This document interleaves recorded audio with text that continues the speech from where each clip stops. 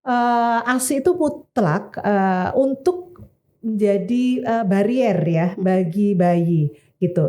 Saya katakan sekarang bayi itu makhluk paling rentan ya. Kalau yang lainnya kita bisa memakai masker ya. Anak-anak yang sudah di atas 6 tahun, iya 2 tahun memakai masker. Tapi bayi kita nggak boleh pakaiin masker. Yang lain boleh divaksinasi. Vaksinasi COVID semuanya diberikan. Tapi bayi tidak ada. Nggak boleh makan juga. Nggak boleh, iya betul. Jadi satu-satunya memang sudah dipersiapkan bahwa yang super yang bisa menghalangi dia dari serangan bakteri, serangan virus adalah kolostrum ibu yang diberikan oleh ibunya itu. Dan itu sudah benar-benar terbukti dan tidak memberikan pengganti ASI dan media yang lain gitu. Jadi tidak memberikan botol, tidak memberikan empeng gitu. Karena ini akan mengganggu nature-nya dari si bayi ini. Kalau kita memberikan katakanlah susu formula, maka si bayi ini akan kenyang. Kalau dia kenyang, ditempelin ibunya dia nggak mau nyusu gitu. Nah ini yang membuat ASI ibunya jadi pengosongannya tidak lancar. Kalau tidak dikosongkan, tempatnya terisi terus. Jadi walaupun ada sinyal, dia nggak bisa terisi lagi gitu. Secara medis itu hampir 100% ibu itu harusnya bisa menyusui asal A, B, C, D, E-nya pada saat 3 hari pasca melahirkan itu dilakukan. Wah kok banyak A sampai kira-kira apa nih dok yang mungkin jadi yang paling pertama, sering kelewatan? Sebetulnya itu hal yang nature ya.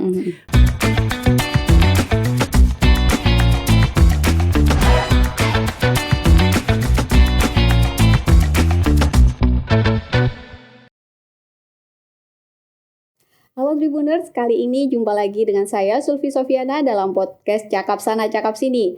Dan kali ini kita akan membahas tentang kesehatan khususnya di bidang perasian nih.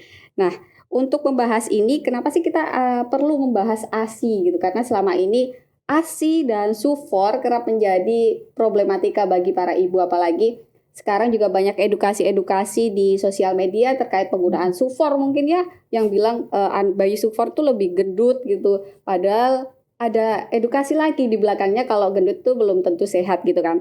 Nah, untuk lebih jelasnya kita kedatangan narasumber yang terpercaya dan memang sudah di bidangnya, yaitu Dr. Dini.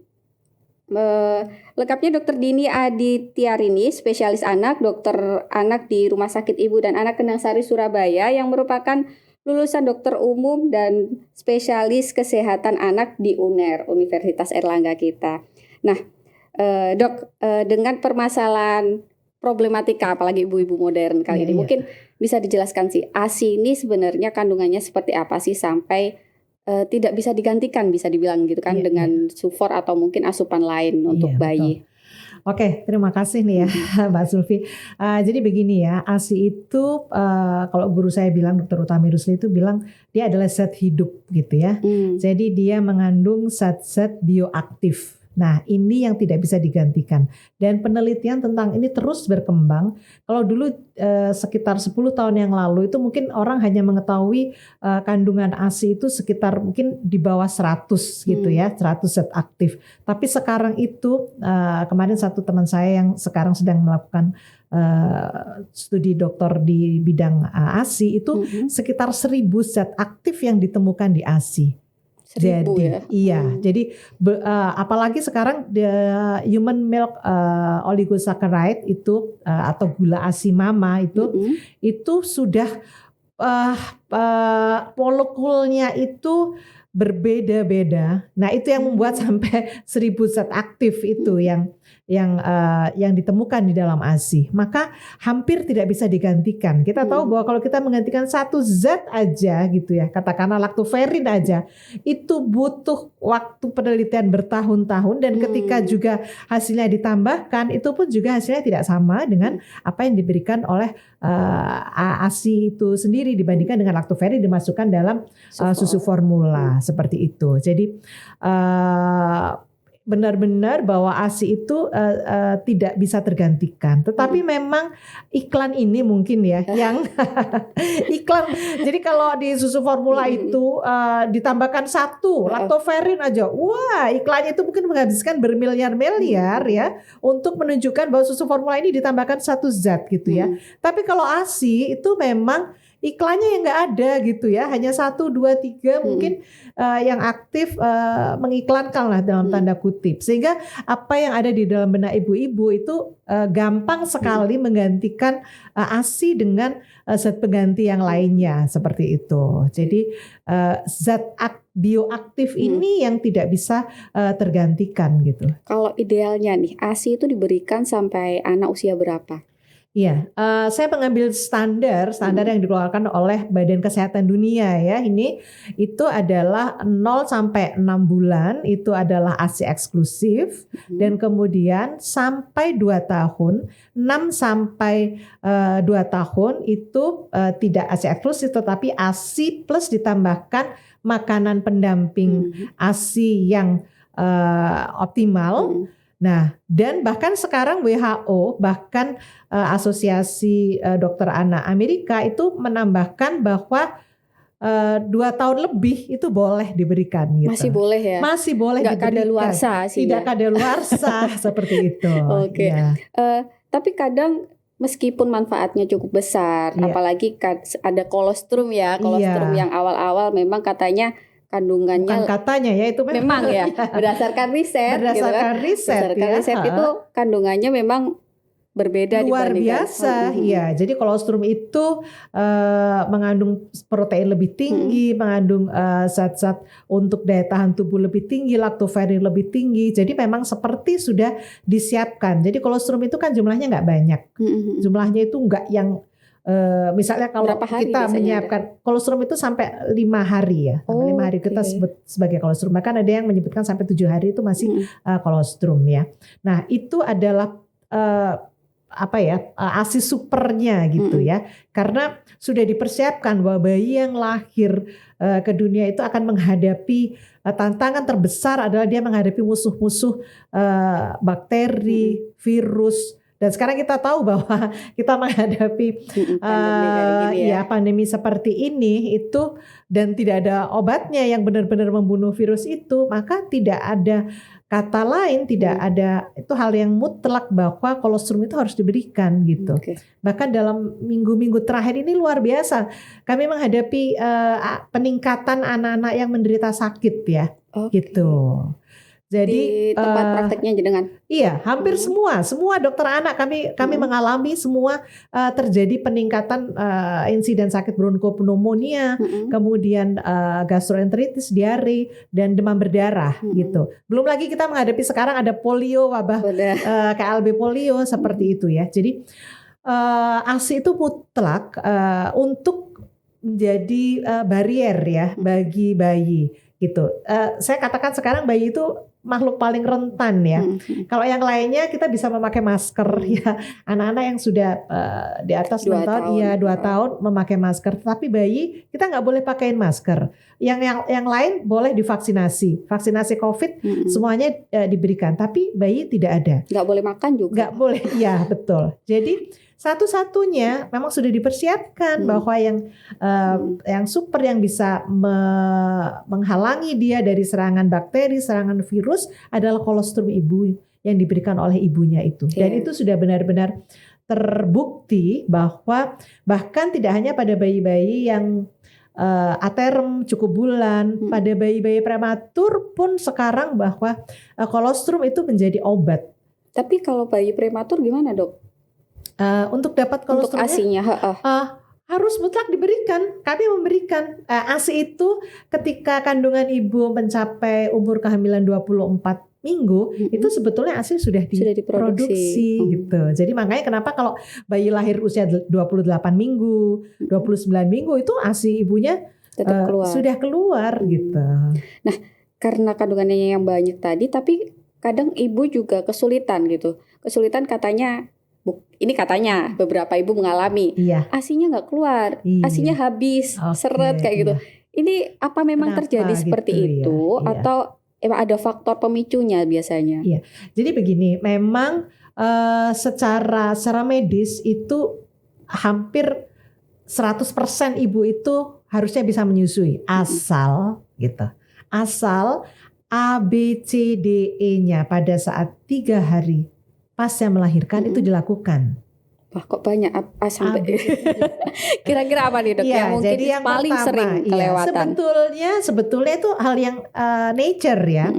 Bayi dia lahir 9 bulan ada di perut ibunya, dia mendengar suara ibunya, dia mendapatkan hangatan dari ibunya. Jadi ketika dia lahir, maka sebenarnya dia harus langsung ditempelkan pada ibunya supaya dia mengalami transisi yang sempurna gitu. Dan ini juga satu proses mutualisme ya, antara ibunya juga perlu, ibunya juga perlu dekapan bayinya itu, karena itu akan mengeluarkan hormon-hormon yang diperlukan untuk si ibu ini bisa mengeluarkan ASI, dan bayi itu sudah dilengkapi dengan insting ya, bahwa dia akan mulai mencari, dia akan kemudian mulai menghisap, ya, mencari puting ibunya, menghisap. Nah itu dua-duanya diperlukan. Nah kalau ini tidak dilakukan, ini dipisah nih, bayi sama ibunya. Nah itulah nanti akan terjadi perceraian. Jadi itu nanti akan telat gitu ya merangsangnya ya. Iya betul. Jadi itu yang dinamakan dengan inisiasi menyusu dini atau skin to skin contact. Idealnya nih. Iya. Bahkan terakhir nih beberapa hari yang lalu, hari kan tanggal 17 November itu adalah hari prematur sedunia. Nah, itu WHO mengeluarkan rekomendasi bahwa even pada bayi berat lahir rendah dan bayi prematur itu rekomendasinya adalah, rekomendasi sebelumnya itu tidak segera dilakukan. Nah, tetapi WHO telah melakukan penelitian dalam skala besar di 5 negara besar di Afrika, dan hasilnya menunjukkan bahwa skin to skin contact ini akan menaikkan survival rate dari bayi-bayi 0 sampai 28 hari. Indonesia ini jangan salah ya, Indonesia ini angka kematian bayinya masih juara loh. Masih tinggi. Masih juara, jangan salah. Jadi mungkin angka kematian ibunya menurun, tapi kematian bayinya masih cukup tinggi. PR kita masih banyak, dan 70% kematian bayi itu disumbang oleh bayi prematur gitu.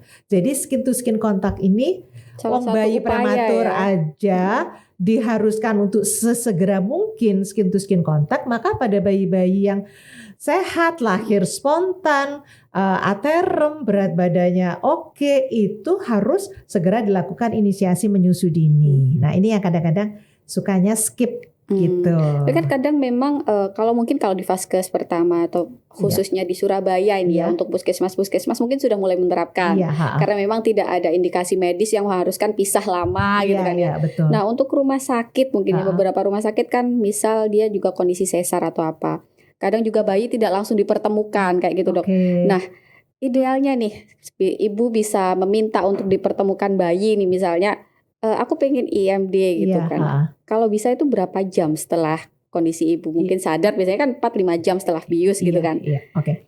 Jadi kondisi sesar ini kan memang biasanya dilakukan pada kondisi-kondisi darurat ya, kondisi darurat. Tetapi sekarang ilmu kedokteran sudah sebegitu majunya sehingga ketika dilakukan kondisi sesar pun ibu bisa tetap sadar, karena yang dibius cuman perutnya ke bawah, sehingga ibu bisa tetap bisa alert, bisa nah ini sepatutnya itu dalam waktu paling lama 1 jam. Jadi sesar itu kan paling lama 1 jam ya. Kalau tidak bisa dilakukan di ruang operasi, kalau kami melakukannya di ruang operasi gitu, karena kami sudah woro-woro ya, sudah kolaborasi nih antara dokter. Di Kendang Sari berarti sudah termanajemen untuk IMD juga ya? Oh iya, bahkan hampir 100% kita melakukan IMD. Bahkan pada bayi-bayi yang lahir prematur itu kita akan melakukan skin to skin contact as soon as possible gitu ya.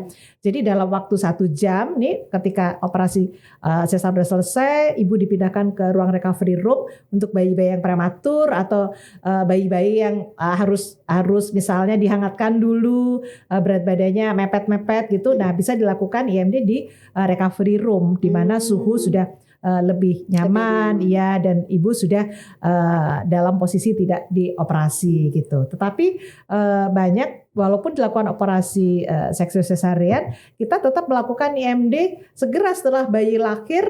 Ibunya ini masih dilakukan penyelesaian operasi oleh dokter obstetrik ginekologinya.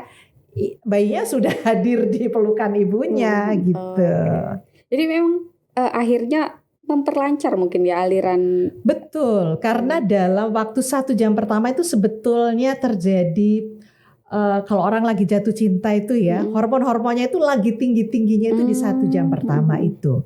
Kalau 1 jam pertama ini terlewat, maka akan terjadi konsekuensi-konsekuensi, yaitu tadi yang saya bilang akan terjadi delay laktogenesis, terlambat keluarnya seperti itu. Jadi walaupun penelitian terakhir bahwa sampai dalam 24 jam pertama itu masih oke lah gitu. Tapi ya jangan lama-lama gitu ya. Ya. Nah, ada kondisi lagi nih. Misalkan biasanya sudah diinisiasi dini, sudah dikasih, sudah dijemur, tapi anak masih biasanya kuning gitu ya. Karena bisa dilihat kemudian dievaluasi aliran susu ibunya belum lancar atau mungkin tersumbat gitu. Ada tips nggak dok untuk jadi tadi saya belum teruskan ya, kan tadi ada A, B, C gitu ya. Tadi yang paling penting yang pertama inisiasi menyusu dini ya. Setelah inisiasi menyusu dini maka diteruskan lagi dalam 3 kali 24 jam pertama itu harus dilakukan rawat gabung. Artinya kenapa harus rawat gabung? Karena kalau rawat gabung bayi ini selalu dekat nih sama ibunya gitu, selalu dekat sama ibunya sehingga dia bisa menyusu at least 3 jam sekali dia akan menyusu gitu. Jadi idealnya menyusu itu dalam 24 jam pertama itu 8 kali menyusunya gitu. Dan menyusunya ini sudah dengan posisi yang disarankan oleh tenaga kesehatan gitu. Jadi nggak asal. Karena apa? Karena ketika dihisap maka itu kan akan tersampaikan nih pesan sinyalnya itu ada ke otak ibu. Maka ini ada permintaan gitu. Maka otak akan mengeluarkan hormon prolaktin dan hormon oksitosin gitu. Jadi kalau nggak ada sinyal, otaknya ini ya bidek gitu ya. Gitu. Berarti yang dimaksud kadang saya pernah baca semakin banyak permintaan semakin banyak pula ASI itu gitu. Yang dimaksud permintaan ini yang ngenyotnya ini ya. Iya, betul, menghisapnya ini gitu. Itu bayi sebetulnya sedang melakukan sinyalnya ini dikeluarkan gitu. Oke. Kemudian ada lagi setelah 3 hari dok. Setelah 3 hari biasanya 3 hari itu kan masih dirawat tuh. Iya. Terus pulang. Ya. Jadi inisiasi menyusu dini, kemudian rawat gabung dan tidak memberikan pengganti ASI dan media yang lain gitu. Jadi tidak memberikan botol, tidak memberikan empeng gitu. Karena ini akan mengganggu nature-nya dari si bayi ini. Kalau kita memberikan katakanlah susu formula, maka si bayi ini akan kenyang. Kalau dia kenyang, ditempelin ibunya dia nggak mau nyusu gitu. Nah ini yang membuat ASI ibunya jadi pengosongannya tidak lancar. Kalau tidak dikosongkan, tempatnya terisi terus. Jadi walaupun ada sinyal, dia nggak bisa terisi lagi gitu. Ada hormon juga ini katanya. Ada hormon juga, nanti ada hormon yang akan menghambat gitu, inhibitor. Jadi akhirnya udah nggak diperlukan lagi, diturunkan lagi gitu. Nah, akhirnya waktu dibutuhkan keluarnya nggak banyak gitu. Jadi itu yang harus ditelateni ya. Jadi itu harus menjadi pemahaman seluruh stakeholder dari fasilitas kesehatan tersebut gitu. Jadi lebih baik menyusui secara langsung. Menyusu DB ya, direct breastfeeding gitu. Jadi pokoknya masa bulan madu nih bayi sama ibu nih harus menjadi optimal gitu. Karena bayi selalu pengen dekat ibunya juga membutuhkan, itu kan capek habis melahirkan. Jadi kalau ada bayi di dalam pelukannya maka akan keluar juga ibu itu hormon endorfinnya gitu. Hormon relax, hormon yang akan mungkin merasakan kalau kita menyusui itu terus rileks terus ada rasa-rasa ngantuk. Ngantuk. Iya. Jadi sebenarnya ngantuk tuh bukan karena stres dan capek ya, karena rileks. Iya, karena rileks. Nah, itu dibutuhkan ya, dibutuhkan oleh ibu yang habis melalui satu proses perjuangan luar biasa ya melahirkan itu. Jadi ini permintaan alami supaya ibu istirahat sebenarnya. Iya, betul. Istirahat dan bayinya juga mendapatkan kebutuhan apa yang harus dia dapatkan gitu. Jadi bukan istirahat terus si bayinya digendong neneknya. Ya, atau si bayinya biasanya begitu kan ya, nenek itu maksudnya sayang sama ibunya, udah biar ibunya istirahat aja nih, bayinya aku bawa aja ya gitu. Nah itu yang kadang-kadang menjadi ya itu sebetulnya hanya miskomunikasi gitu ya. Mungkin kalau neneknya dijelaskan dia juga akan bisa mengerti. Jadi biar jadi momen khusus lah antara ibu sama anak selama sampai kapan ini? Ya itu sebetulnya. Nah, kalau dalam 3 kali 24 jam pertama itu semuanya dilakukan, maka seperti roket tuh ya, seperti peluncuran roket. Saya menyebutnya roket laktasi ya. Dia akan bisa meluncur pada orbitnya. Kalau dia sudah meluncur pada orbitnya, nah kesananya tuh udah autopilot kan, jadi kayak kenapa ada ibu kok kayak sudah melimpah ruah, udah kayaknya gampang aja gitu. Nah karena itu tadi gitu. Jadi 3 hari pertama itu benar-benar harus diperhatikan. Jadi cerewetnya gitu ya, detailnya itu di 3 hari pertama jangan dilewatkan itu gitu. Oke. Saya juga mengalami kan. Saya rasa saya memang men-skip beberapa bagian gitu, yang akhirnya berakhir mungkin pasokan airnya, air susunya terhambat kayak gitu. Gitu. Jadi itu juga bisa memicu kayak biasanya ibu kan ngalami kayak penyumbatan, kayak gitu kan biasanya terjadi. Apa itu karena memang kurangnya interaksi dan permintaan hisapan tadi atau bagaimana? Iya betul itu. Jadi kan kadang-kadang begini yang saya lihat nih ya, ini kalau ibu-ibu ditemenin sama neneknya nih, neneknya itu kepinginnya pokoknya bayinya nggak nangis kan, ya kan. Jadi dia begitu bayinya nangis sedikit, dia gendong gitu ya. Padahal dia sudah menunjukkan tanda lapar nih gitu. Jadi akhirnya keskip lagi gitu, akhirnya nggak terkosongkan lagi. Nah itu yang akhirnya terjadi penyumbatan, jadi engorge, terjadi pembengkakan. Nah kalau sudah membengkak, maka mengeluarkannya harus dengan force, dengan kekuatan. Nah itu kalau dengan kekuatan itu nggak enak, jadi sakit sekali. Sakit gitu. Nah itu yang biasanya dilakukan. Jadi mungkin yang harus dilakukan adalah pembantu, ayo disusukan lagi, ibunya dibenerin bantalnya, ibunya dipijitin. Nah ini yang lupa gitu ya. Biasanya seluruh anggota keluarga kalau bayinya lahir ini bayinya fokus aja ke bayi ya. Ibunya jadi ibunya kan harus gede. Betul. Nah itu mungkin yang harus kita ingatkan support sekali lagi pastinya support ya. Gitu. Ada lagi faktor lain dok? Ayah jangan lupa ya, ayah ini harus juga mengetahui ilmu ini gitu ya. Jadi ayah bukannya menjadi mensabotase ini ibunya sudah kepengen IMD, ibunya kepengen si ayahnya udah susah banget udah dikasih. Ada yang seperti itu karena ayah tidak mendapatkan edukasi yang sama gitu. Nah, jadi itu yang harus. Nah, tapi kalau ayahnya mendapatkan edukasi yang sama nih, saya baru merawat bayi kembar baru lahir tuh. Karena kebetulan yang satu harus dirawat di NICU dan ibunya menyusui bayi yang satunya. Nah bayi yang satunya kan jabla ini nggak ada yang. Bener. Nah ayahnya dong yang skin to skin gitu. Bisa ya digantikan gitu? Sangat bisa. Untuk melatih bayinya. Iya untuk melatih bayi karena dia butuh kehangatan ya. Dia butuh. Skin to skin itu ajaib sekali. Dia bisa menstabilkan suhu, bisa menaikkan profil dari jantung dan parunya gitu, memperbaiki kerja jantung dan parunya dan sederetan keuntungan lainnya untuk skin to skin itu gitu. Siap. Tadi udah IFD, sudah 3 hari pertama di BF, kemudian boleh tanpa media apapun, full ASI. Ada lagi dok, diberikan support orang keluarga terdekat, khususnya suami. Iya, itu sebetulnya yang paling krusial itu adalah sebetulnya itu aja deh yang itu memang faktor terbesar. Iya itu. Nah kalau itu dilakukan lah, insya Allah kesananya ya kayak tadi roketnya udah autopilot gitu, udah kayak terbang sendiri gitu.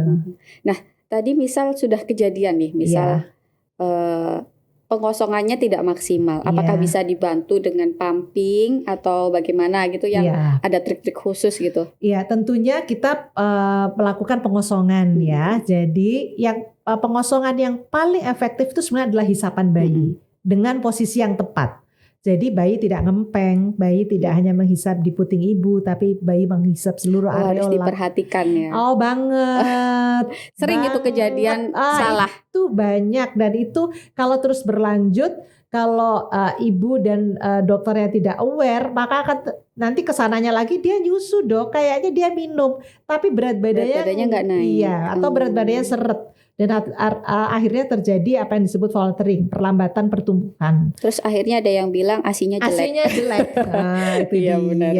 gitu. Jadi kenapa kita itu bawel banget gitu masalah posisi dan perlekatan gitu. Nah, karena itu tadi, karena kalau tidak terkosongkan dengan sempurna, maka akan juga menghambat rilisnya dari hormon prolaktin. Nah, nanti dia akan menurunkan lagi. Jadi validasinya itu jadi jadinya dibutuhkan sedikit nih, turun lagi gitu. Barusan saya dari kamar praktek tuh benar-benar aduh ibu ini nggak perhatiin gitu ya, padahal dia sudah anak kedua gitu ya. Jadi setiap bayi itu mempunyai cerita dan perjuangannya sendiri-sendiri, saya bilang gitu ya.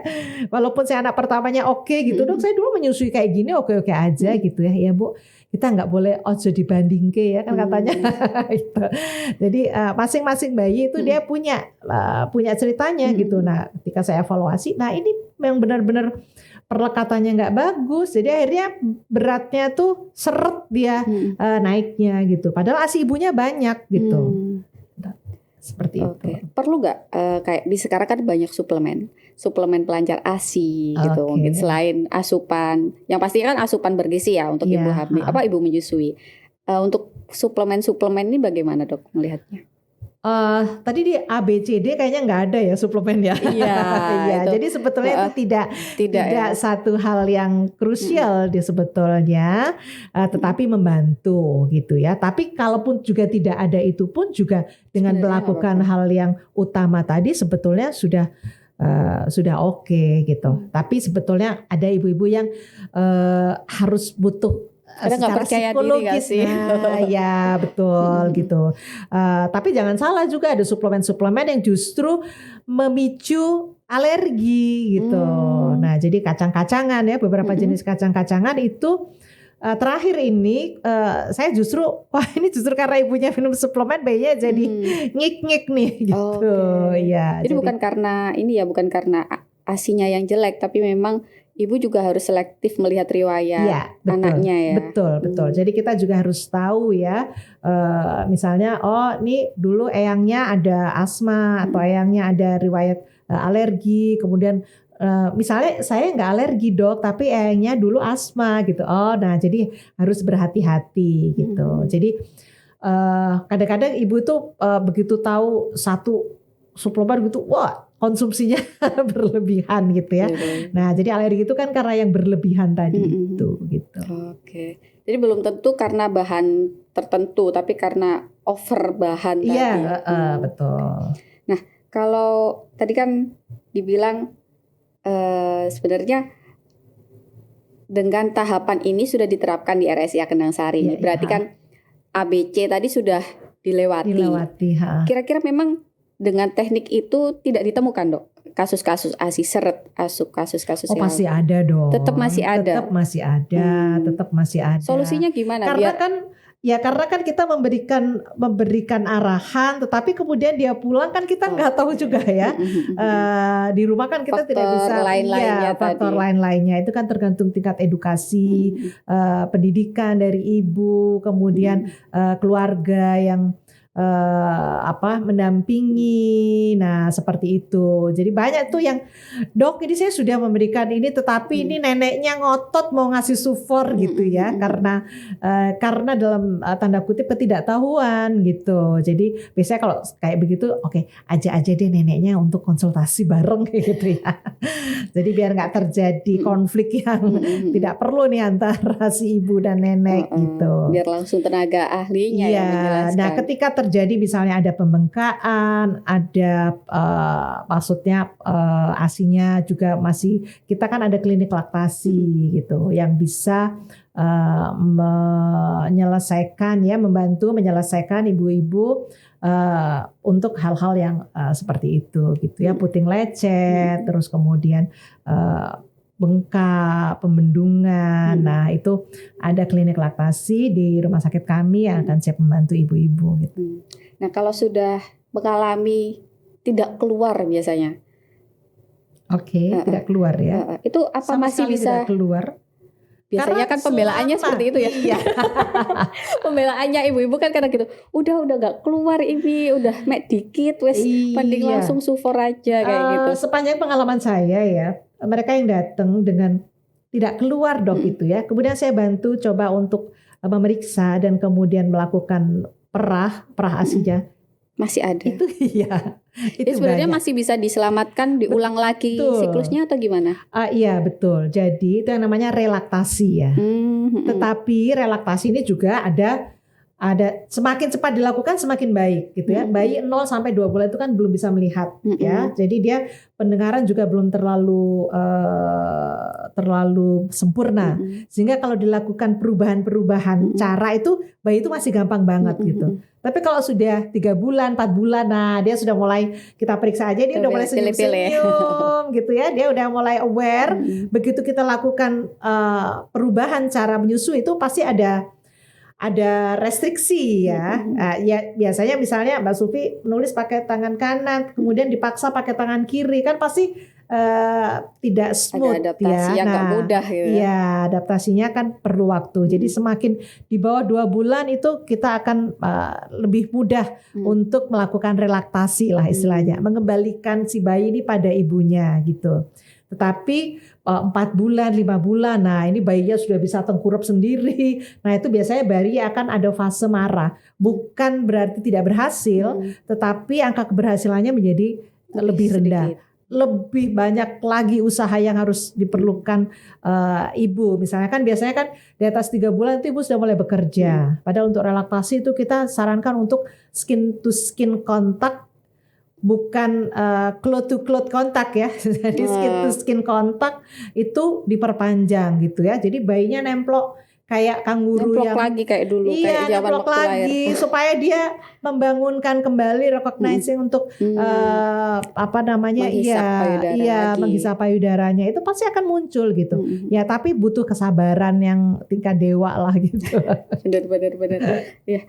Nah, misal kalau ada juga bayi yang menolak untuk menyusu secara langsung ini dok. Oke. Ada yang bisa dilakukan ibunya untuk tetap memberikan asupan ASI gitu.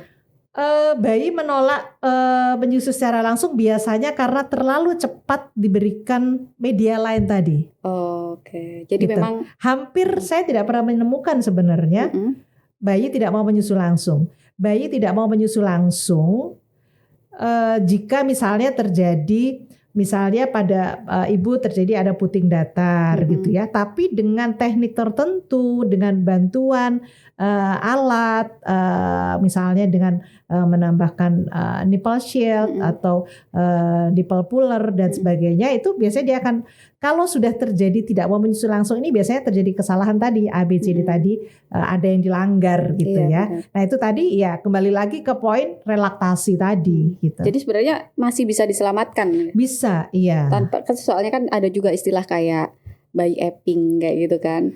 Nah ya itu mungkin juga harus mari kita berdiskusi lagi ya gitu ya. Karena masa WHO mengeluarkan rekomendasi yang tidak menguntungkan dan tidak berdasarkan penelitian yang detail ya. Kita berpikir secara rasional aja, bayi yang prematur, bayi yang berat rendah, artinya bayi-bayi yang tidak normal ya, itu saja harus cepat menempel gitu. Nah kalau epping kan menempelnya jadi nggak menempel ya, menempelnya kan sama botol jadinya, gitu. Jadi mungkin perlu dipikirkan lagi gitu ya, epping itu, at least pada saat ibu cuti, pada itu optimalkan deh gitu.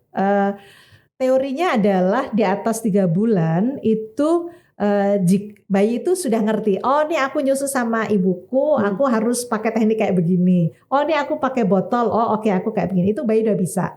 Tapi kalau terlalu cepat nih, bahkan dalam mungkin seminggu pertama itu udah dikasih botol, itu sudah merusak nature dari menghisap bayi menghisapnya tadi. Jadi memang untuk ibu-ibu menyusui memang edukasinya harus sejak hamil kayaknya.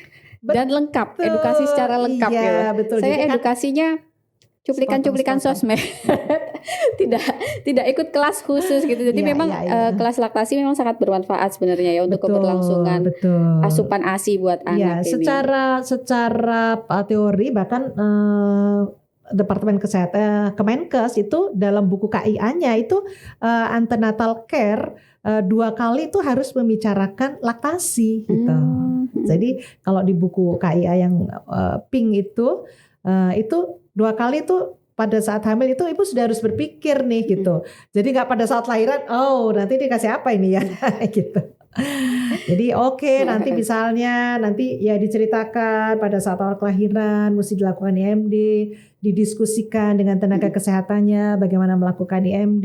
Nah, bla bla blanya itu harus didiskusikan pada antenatal care itu.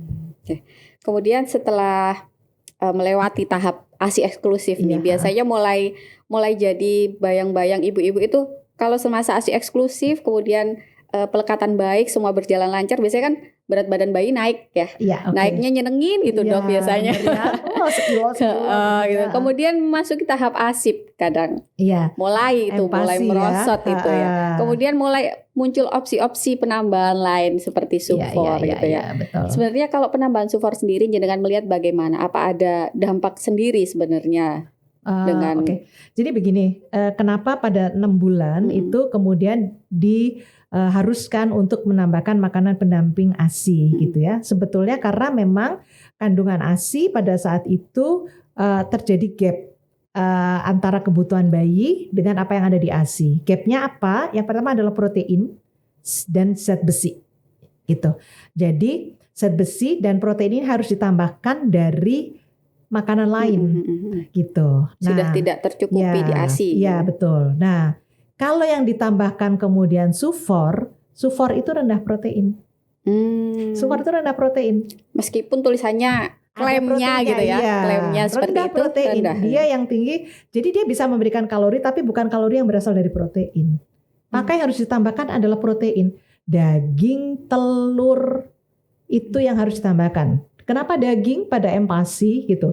Wah, kok daging ya gitu. Nah, mungkin banyak, tapi sekarang ibu-ibu udah semakin cerdas kok. Bukan sudah lagi banyak pilihannya itu. Bukan lagi buah dan sayur yang diberikan pada saat empasi pertama, tapi memang daging dan telur.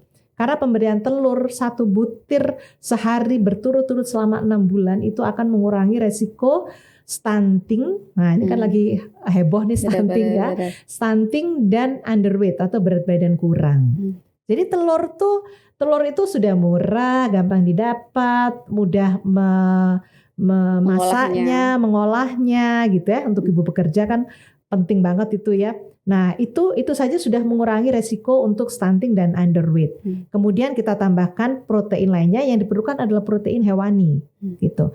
Yang ideal, paling ideal adalah daging merah gitu, daging sapi. Karena apa? Karena dalam 100 gramnya itu mengandung paling tinggi protein, mengandung paling tinggi zat besi, dan mengandung paling tinggi zinc gitu.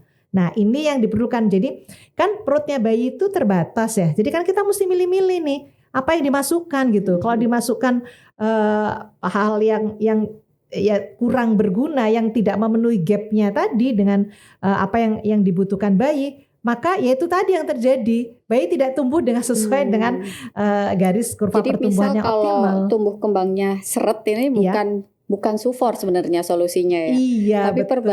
perbaikan dari empasinya. Dan biasanya kalau saya tanya, ibu sudah memberikan 100 gram daging pada bayi, oh banyak banget ya 100 gram ya gitu. Jadi banyak hal-hal yang mitos gitu. Oh saya kira dok kasihnya cuma dikit aja kan bayi, apalagi ada neneknya, aduh bayi jangan dikasih daging nanti amis, telur juga gitu ya, nanti alergi gitu ya. Jadi sebetulnya kan kalau alergi itu sudah bisa di screening nih pada saat dia ASI itu kan ibunya, dari asupan ibunya ya. Saya takut dok ngasih telur karena takut. Tapi ibu kan makan telur waktu menyusui. Iya dok saya makan apa aja. Nah bayinya nggak apa-apa, artinya bayinya lolos tuh dari alergi telur gitu. Oke. Jadi Sufar itu juga bisa memicu alergi nih misalnya? Banget. Jadi risetnya gimana? Jadi pemicu alergi yang paling tinggi yang pertama adalah protein susu sapi dan yang kedua telur sebetulnya. Ya, jadi susu sapi ini menjadi pemnya. Jadi kalau misalnya tadi si ibunya asma nih atau eyangnya asma. Nah, ini sudah harus aware nih. Wah, ini sudah harus ASI nih sampai umur 2 tahun supaya dia sistem imunitasnya itu berkembang sempurna gitu, nggak diganggu oleh alergen yang nggak penting itu gitu. Jadi ya itu tadi, kalau biasanya kalau sudah 3 hari pertamanya nih lewat, sudah produksinya itu kalau 3 hari pertamanya lewat, roket laktasinya berjalan, maka produksi ASI ibunya akan memenuhi kebutuhan tumbuh kembang si bayi ini sekitar 700 cc per hari. ASI-nya ya 700 sampai 800 itu akan bisa memenuhi tumbuh kembang sampai dia 6 bulan. Jadi 3 hari pertama itu tadi juga untuk sustain keberlangsungan dari jumlah ASI yang oke tadi gitu. Dahsyat sekali ya, 3 hari bisa cover. Betul. Sampai 6 bulan. Nah makanya itu benar-benar, jadi jangan salahkan dokter anaknya ya. Kalau di 3 hari pertama itu super bawel gitu ya. Karena harus itu justru ya, gitu ya. Jadi kalau saya tuh paling nggak bisaan gitu ya. Jadi karena ya itu tadi sayang banget gitu kalau kita melewatkan, kecuali nih ibunya harus kita pernah mengalami si ibu ini mengalami preeklamsi sehingga dia nggak sadar pada saat dia melahirkan bayi prematur itu, sehingga dia harus ada ventilator, ada. Nah, yang kayak begitu, oke deh kita sambung dulu dengan ASI donor gitu. Oh, nah, bisa itu ya pakai ASI donor. Ya bisa, kalau tersedia ASI donornya ya, dan memenuhi segala syaratnya tadi. Nah itu pun kita harus mengembalikan lagi ketika ibunya udah lepas ventilator, udah ini kita balikin balik ke lagi teknik yang 3 hari pertama tadi ya. Betul, ibunya dibantu untuk pumping dan berhasil sampai sekarang si anak udah mau SD deh kayaknya gitu. Tapi ada kondisi biasanya dokter merekomendasikan pemberian Sufor gitu misalnya? Ada. Jadi ada kondisi-kondisi di mana si bayi ini misalnya harus terpaksa mendapatkan susu formula misalnya gitu ya. Jadi misalnya terjadi perlambatan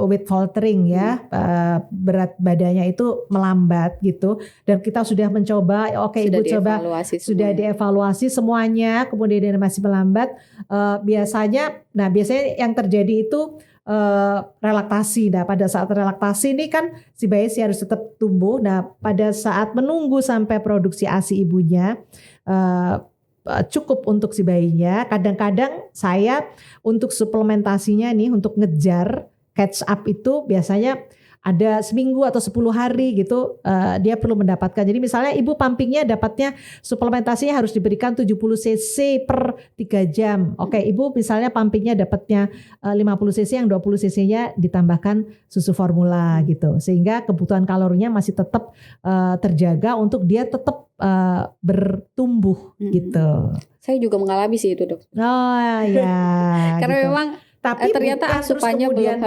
kembali lagi. Tapi dia jadi ketika Ore nih berat badannya sudah di garis aman ibu gitu. Jadi sekarang coba hentikan. Loh kok dihentikan dok? Biasanya ibu begitu. Ibu kan kepinginnya dia naik terus. Bu kalau ibu terusin ini anak jadi obesitas. Justru lebih ke obes ya. Jangan salah, itu kita nggak boleh juga. Jadi sekarang problem itu bukan hanya underweight tapi juga obesitas gitu. Jadi jangan lupa untuk menanyakan perbandingan berat badan panjang badan dari bayi gitu. Kan semakin bayinya gendut-gendut kita semakin seneng gitu. Kalau saya agak was-was, aduh ini kalau bayinya gendut-gendut ini saya mesti ngeceknya mesti super detail nih. Nah kalau sudah super detail, nah ibu ini perbandingan antara berat badan per panjang badannya sudah lebih dari plus 2 SD. Itu artinya bayinya sudah tergolong obes. Jangan salah karena dia akan menuai masalah juga di belakangnya. Ada diabetes mellitus, ada penyakit jantung. Nah, penyakit-penyakit yang tidak menular itu terpicunya dari obesitas itu tadi kita. Kemudian ada kadang Susfor mengklaim anti alergi. Kalau kayak gitu gimana, Dok? Ya namanya juga jualan ya. Iya. Gitu. Tapi tetap ya kan utamanya. Saya sudah Tetap utamanya kembali ke makanan. Iya, kalau kita bertanya nih pada expertnya alergi, pada kuliah alergi itu yang pertama adalah berikan breast milk. Untuk mencegah alergi itu berikan dulu breast milk gitu. Karena tadi itu ya apa? ASI itu bisa memicu bukan memicu, memberikan jadi imunitas yang lebih gitu ya. Iya betul. Jadi karena apa? Karena kalau ASI saja itu ada zat-zat tadi yang saya sebut tadi itu semuanya membuat imunitas si bayi ini optimal gitu, sehingga bayi ini nggak salah. Imunitasnya ini alergi itu kan sebetulnya bahan-bahan yang sebetulnya temen dianggap musuh gitu ya. Telur yang sebetulnya baik tapi sama si bayi dianggap musuh sehingga muncul reaksi-reaksi tadi yang sampai reaksi yang paling ini adalah asma gitu ya, sesak gitu. Nah kalau nih imunitasnya ini benar-benar ditemenin dengan ASI sampai dia usia 2 tahun, nah ini dia akan pada biasanya nih bayi-bayi ya ibu yang alergi, bayinya alergi, oke Bu 6 bulan pertama ibu jangan makan telur misalnya, ibunya nih ya jangan ini gitu, aduh dok, bahkan ada yang ibunya sampai berat badannya turun banget gitu karena nggak boleh makan A, B, C, D gitu ya. Tapi si bayinya oke nanti 9 bulan dok saya udah bisa nih, bayinya udah bisa makan telur gitu. Karena bertumbuh, imunitasnya ikut bertumbuh. Jadi sebenarnya sesimpel ya dok ya, sesimpel itu, tinggal perjuangan dan niatnya di awal aja, kembali ke hakikatnya untuk menyusui anak. Dan ada jangan lupa 3 hari pertama. 3 hari pertama. 3 hari pertama itu kita lakukan APJD-nya supaya roket laktasinya bisa autopilot sehingga terjadi sustainable untuk produksi ASI-nya. Iya. Ada pesan khusus nggak terakhir dok untuk para calon ibu-ibu menyusui nih saat menghadapi mungkin naik turunnya mengasihi ini? Oke ya, jadi jangan putus asa untuk terus melakukan meningkatkan pengetahuan dan bertanya pada ahlinya supaya tidak salah dalam memilih keputusan gitu ya. Jadi banyak-banyak shopping fasilitas kesehatan yang mana yang benar-benar melakukan ABCD tadi, 10 langkah keberhasilan menyusui tadi, sehingga karena 3 hari pertama ini menjadi hal yang paling kritikal untuk bisa terjadi keberhasilan menyusui dalam jangka panjang. Sangat membuka wawasan buat mungkin para ibu-ibu muda, calon-calon ibu-ibu baru untuk tetap memberikan ASI untuk keberlangsungan dan kesehatan anak-anak kita di masa yang akan datang gitu. Ya. Terima kasih dok waktunya. Sama-sama. Semoga ke depan kita ada kesempatan lagi untuk mengulas dan memotivasi para ibu untuk tetap pro ASI. Oke, Tribuners, sekian podcast hari ini dan sampai jumpa lagi.